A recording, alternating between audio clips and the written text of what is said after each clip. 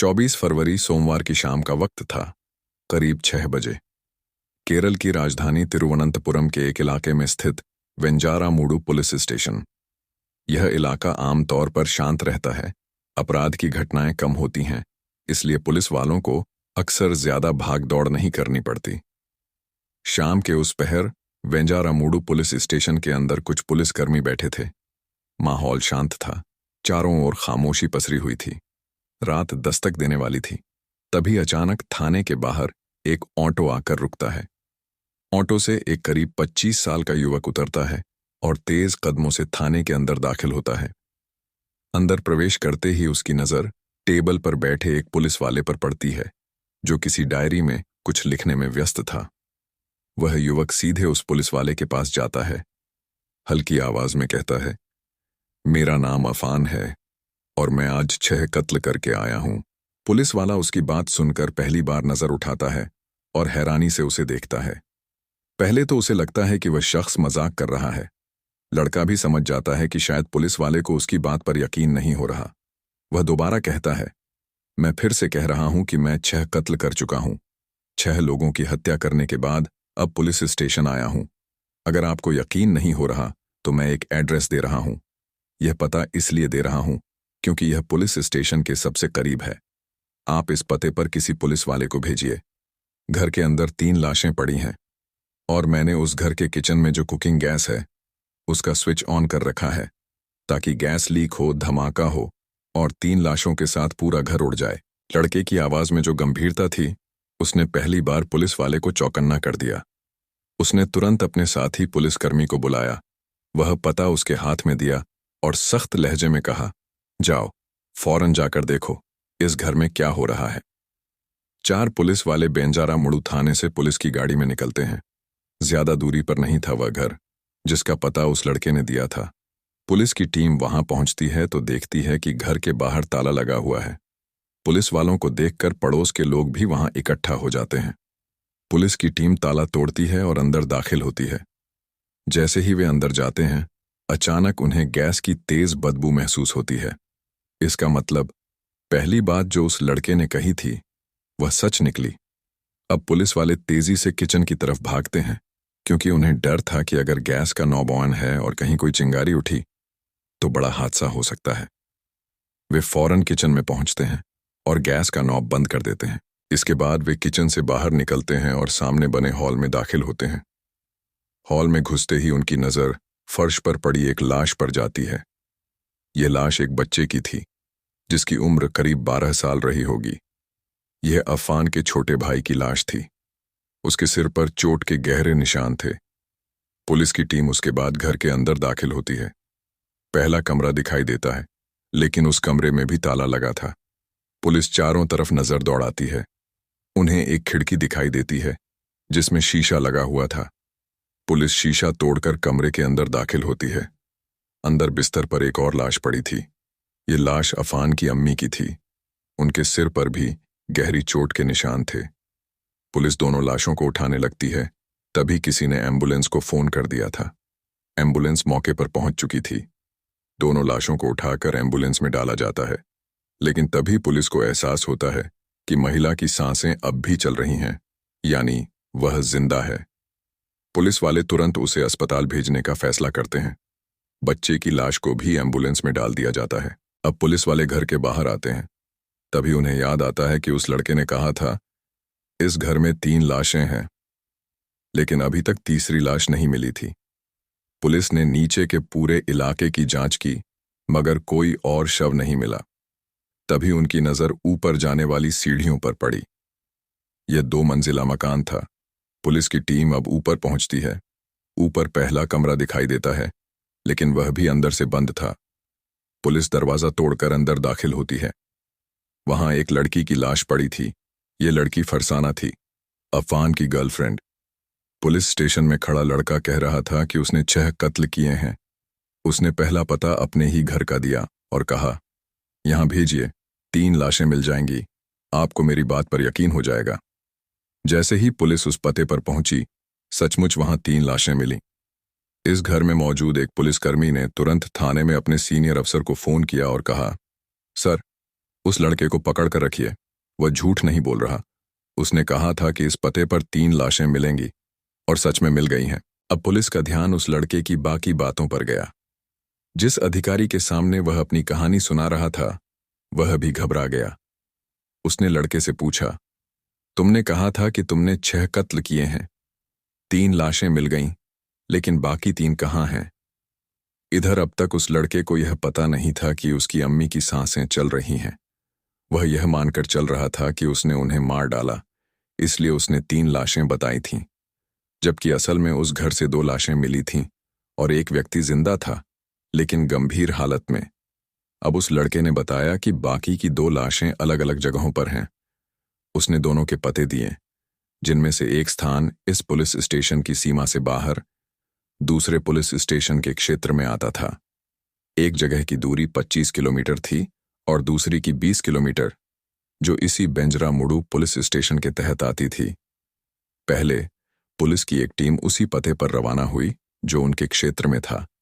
वहीं जो पता दूसरे थाने के क्षेत्र में आता था, वहां की पुलिस को सूचना दी गई और साथ ही स्थानीय थाने से भी कुछ पुलिस कर्मियों को उस इलाके में भेजा गया।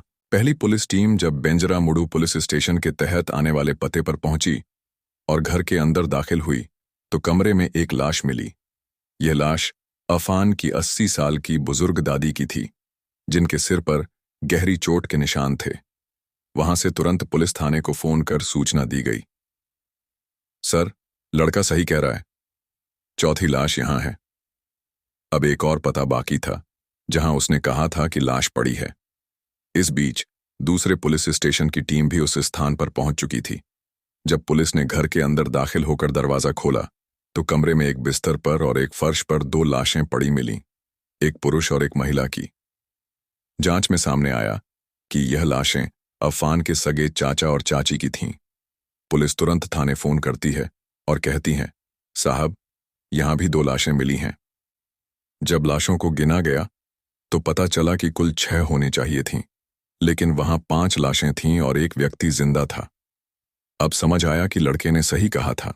जैसे ही पुलिस को एहसास हुआ कि यह लड़का मजाक नहीं कर रहा, वह खुद थाने आकर खड़ा होकर कह रहा है कि आज मैंने 6 कत्ल किए हैं और उसकी बताई गई 5 लाशें और एक जिंदा उसकी मां मिल चुकी हैं। पुलिस उसे आधिकारिक रूप से गिरफ्तार करने के लिए आगे बढ़ती है।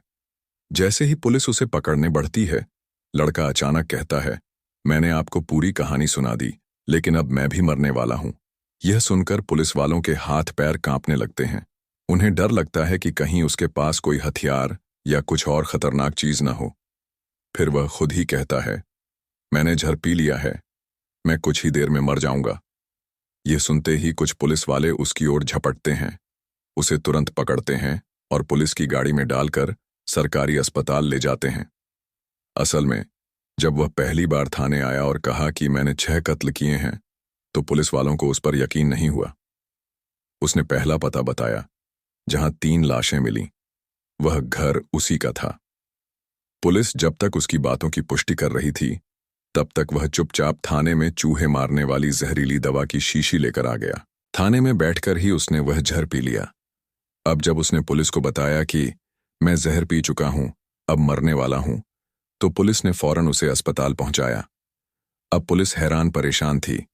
वह लड़का सिर्फ 23 साल का था, एक अमीर और पढ़े लिखे परिवार से था। त्रिवेंद्रम में उसका घर कोई मामूली घर नहीं था और अब वह खुद थाने आकर अपने गुनाहों का इकरार कर रहा था।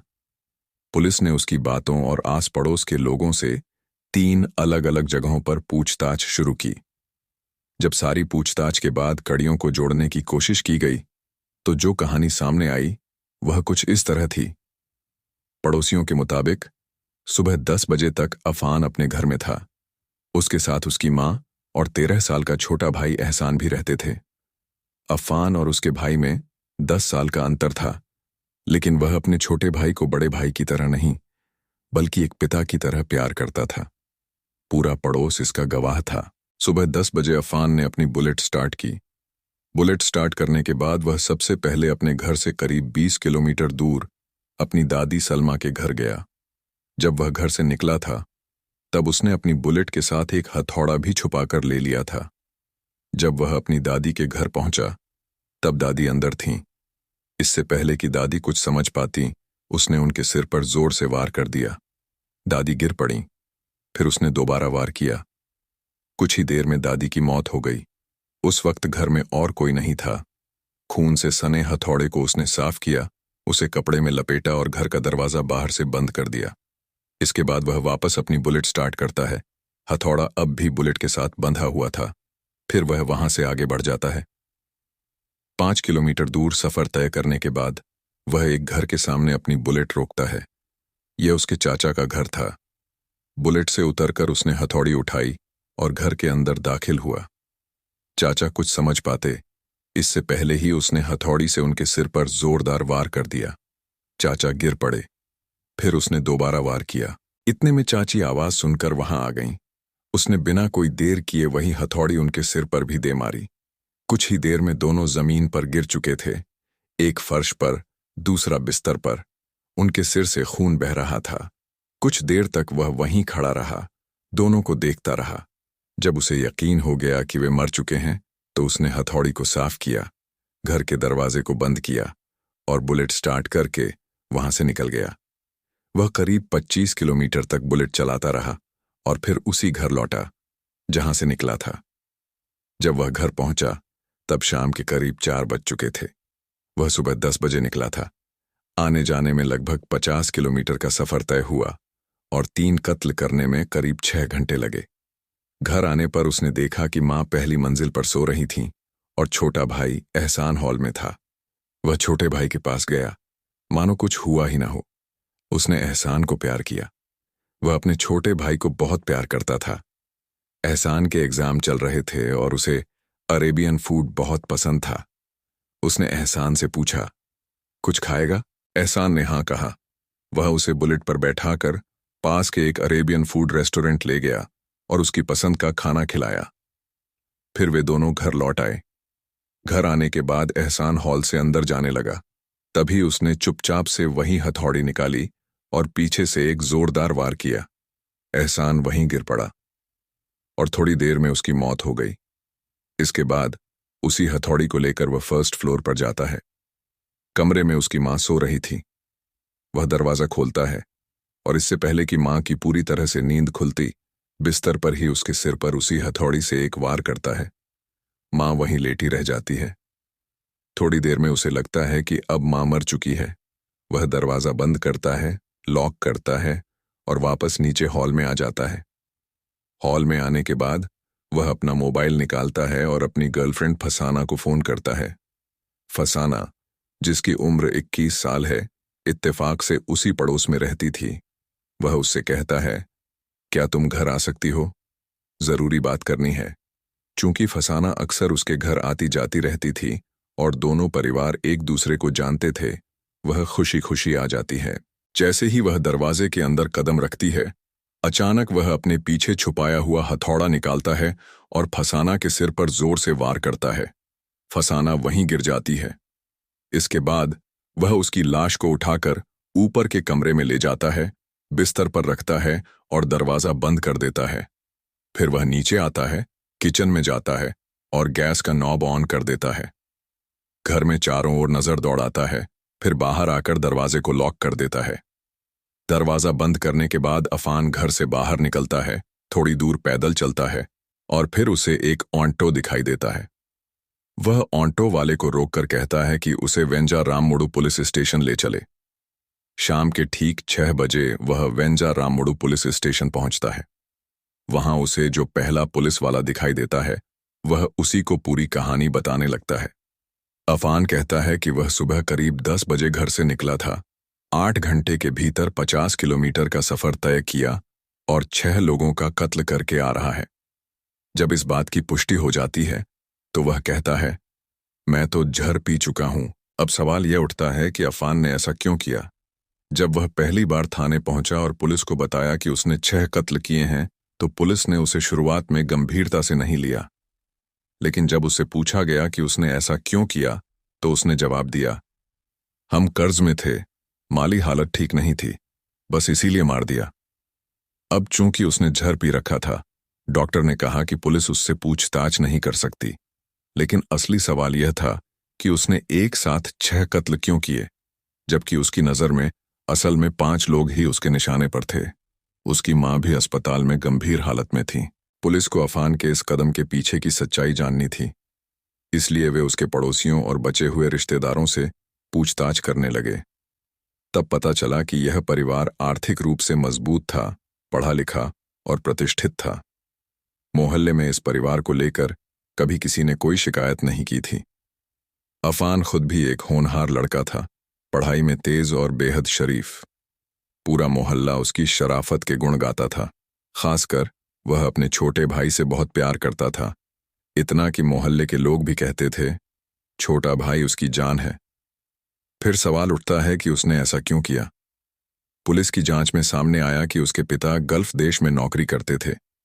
अफान की अम्मी कुछ समय पहले उम्रा करके लौटी थीं। अफान ने भी गल्फ में अपना एक बिजनेस शुरू किया था, लेकिन तभी कोरोना आ गया।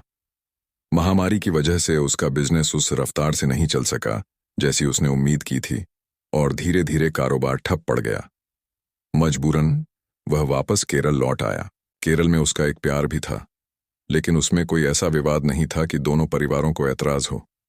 दोनों ही परिवार इस रिश्ते से खुश थे, यानी कि यह कत्ल किसी इश्क या लड़की से जुड़े विवाद की वजह से नहीं हुआ।